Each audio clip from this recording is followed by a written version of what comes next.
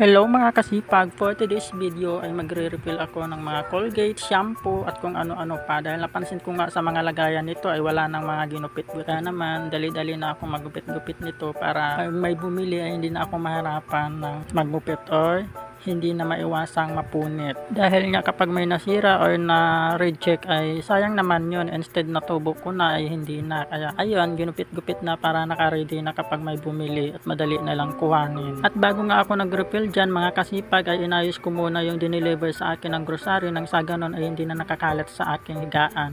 Oo mga kasipag, sa higaan ko lang yan nilalagay dahil wala naman akong paglagay at maliit lang naman ito mga kasipag yung aking space dito. Kaya ayan, sinisigurado ko na mailigpit siya agad nang sa ganon ay wala nang nakakalat. At dahil wala nga akong may upload ngayong araw ay naisipan ko na lang na why not videohan ko yung aking ginagawa ngayong araw nang sa ganon ay meron akong may upload at hindi lang ma-zero dito kay Meta.